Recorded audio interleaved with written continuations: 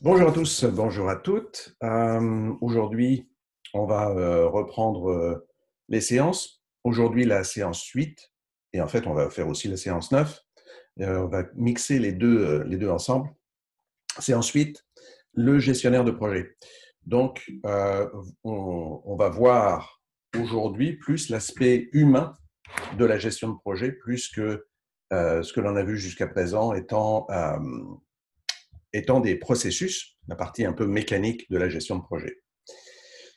OK, survol du plan de cours d'abord, pour nous positionner un petit peu dans la session. On a fait une introduction sur le monde des projets, la justification des projets dans la gestion en général, dans la mouvance de la gestion et dans l'univers de la gestion.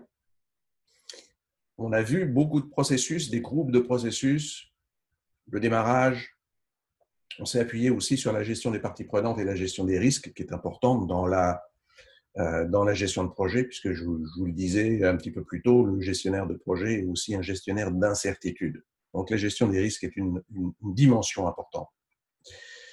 La planification qu'on a fait en 2 séances, on a vu le chemin critique, etc., ainsi que des techniques pour optimiser notre calendrier et notre budget. L'exécution et le contrôle, qui est en fait vraiment le pain et le beurre de la gestion de projet, c'est la majorité des efforts du gestionnaire de projet sont en exécution et contrôle. Nous verrons en séance 10 la clôture. On voulait, je tiens à faire un petit peu une pause sur les processus, mais on va reprendre avec la clôture. En plus, c'est vers la fin du projet, de la session, donc c'est parfait. Séance 8 et 9, c'est vraiment l'humain dans la gestion de projet. Et dans l'humain, il y a une personne en particulier, c'est le gestionnaire de projet, parce que, et on va voir ça un petit peu plus profondément pour savoir, c'est important pour vous parce que vous êtes appelé peut-être à être un gestionnaire de projet à un moment ou à un autre dans votre carrière. L'équipe et sa dynamique, très important dans la gestion de projet, mais même dans la gestion en général, gérer une équipe, gérer une dynamique, c'est valable en gestion de projet, mais même en gestion des opérations. En séance 11, on va voir une partie un petit peu particulière de la gestion de projet qu'on n'a pas encore vue ou abordée. On parle souvent de résistance au changement. Cette partie-là, on va la voir, on va la détailler. Et on aura un conférencier aussi qui va nous parler d'un projet fort intéressant qui s'est déroulé, qui se déroule encore en Afrique équatoriale. OK. On reprendra éventuellement la partie le contrôle. Vous vous souvenez un petit peu du contrôle probablement. Et quels artefacts sont les extrants du contrôle? En fait, les artefacts extrants du contrôle, ce sont les éléments qui permettent aux commanditaires, aux parties prenantes, de savoir que le projet est en contrôle. Donc, essentiellement un rapport d'avancement. Les personnes veulent savoir où en sont les projets. C'est une part importante de la mission du gestionnaire de projet de faire cet ensemble de choses qui rassure et qui donne de la confiance de la part des parties prenantes, surtout des commanditaires, par rapport au déroulement du projet. OK. Alors maintenant, le gestionnaire de projet. Qu'est-ce qu'un gestionnaire de projet? En fait, un gestionnaire de projet, c'est essentiellement un gestionnaire d'incertitude, je vous le disais, mais c'est une personne, il n'y en a qu'une, il n'y a qu'un gestionnaire de projet, qui est désigné par l'organisation de diriger l'équipe qui doit atteindre les objectifs du projet. On a vu, au démarrage, on a des objectifs qui vont nous permettre d'aller à réaliser notre mission, donc atteindre la vision qui était désirée par notre commanditaire. En fait, souvent, l'analogie que l'on prend, c'est un gestionnaire de projet se comporte et a à peu près les mêmes rôles et responsabilités qu'un chef d'orchestre. En fait, les similitudes sont assez grandes. On va les voir En fait, dans les membres et les rôles d'un projet et d'un orchestre, finalement, c'est relativement la même chose. On a beaucoup de membres dans une équipe et chacun des membres a un rôle différent. Chacun des membres a un rôle différent, mais ça n'est que l'ensemble qui donne du sens. Donc, le chef d'orchestre, lui, va faire en sorte que la partition puisse être jouée et que chacun puisse participer à l'œuvre elle-même. De la même façon, le responsable de projet, le chef de projet, va devoir harmoniser les efforts de chacun des membres de l'équipe pour faire en sorte que les objectifs du projet soient atteints.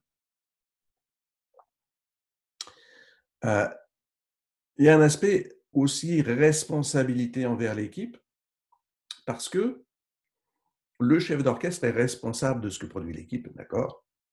Mais il faut aussi faire en sorte que nos équipes soient menées de façon vers l'excellence. Donc, les mener vers l'excellence, ça veut dire des efforts constants pour amener les personnes à donner le meilleur d'eux-mêmes et sans bien sûr les brûler, entre guillemets, c'est-à-dire les faire en sorte qu'elles soient complètement épuisées, mais parce que vous devez pouvoir obtenir le meilleur des personnes en les motivant. Les motivant en leur faisant aussi euh, graduellement gravir des échelons, acquérir de nouvelles compétences, des nouvelles attitudes, un certain nombre d'éléments, des habiletés qu'ils n'ont peut-être pas. En fait, c'est important parce que ça va être un élément de la motivation. En général, si on demande assez peu de qualité ou assez peu d'output de, de la part des équipiers, vous verrez que la motivation baisse. Alors que si on en demande plus, la motivation en général augmente. Ceci de façon raisonnable, bien entendu. Okay. La similitude entre le chef d'orchestre et le chef de projet s'étend aussi aux connaissances et compétences. En fait, notre chef d'orchestre, il n'est pas censé savoir jouer tous les instruments. Okay. Il doit en revanche posséder une grande compréhension et une expérience dans les domaines musical et savoir les tenants et les aboutissants de tout ce qu'il y a derrière chacun des instruments, que ce soit les techniques, que ce soit les difficultés, que ce soit les enjeux ou les possibilités de chaque instrument. Il n'est pas censé remplir tous les rôles et donc le gestionnaire de projet n'est pas censé remplir tous les rôles qui doivent être exécutés, qui doivent être maintenus, remplis à l'intérieur de l'équipe. Mais le gestionnaire de projet, il faut qu'il ait des connaissances en gestion de projet. En fait, ou aussi une compréhension des affaires, une compréhension de ce qui se passe dans l'entreprise, dans l'organisation qui réalise le projet. Et une connaissance relativement fine, pas forcément très profonde, mais une connaissance générale, afin de pouvoir naviguer et de pouvoir promouvoir aussi le projet d'une certaine façon à l'intérieur de l'entreprise, à l'intérieur de l'organisation. Il y a bien sûr des connaissances techniques spécifiques aux gestionnaires de projet, comme par exemple des techniques de planification qui ne sont pas naturellement connues de la part de gestionnaires qui ne connaissent pas la gestion de projet ou de membres de l'équipe qui connaissent bien le sujet mais qui n'ont pas forcément la capacité à faire de la planification. Okay. En tout cas, si on ne veut pas que notre chef d'orchestre soit un homme orchestre, mais et qui ait l'air un petit peu fou, entre guillemets, notre gestionnaire de projet, il ne faut pas qu'il ait l'air complètement débordé. Et il ne faut pas qu'il soit complètement débordé. Il a un certain nombre de rôles à remplir.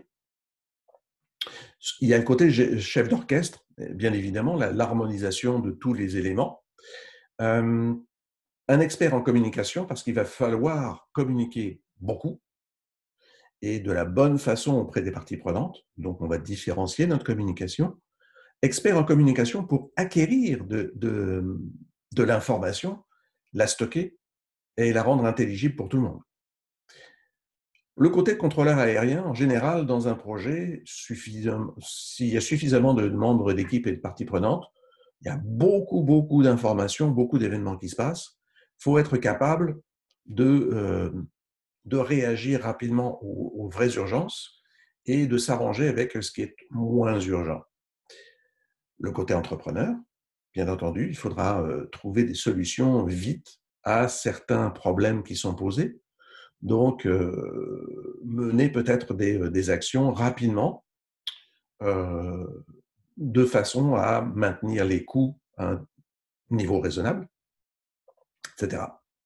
Côté capitaine de bateau, on va le voir, le capitaine de bateau, dans la marine marchande, il a besoin de mener un bateau et une cargaison d'un port à un autre.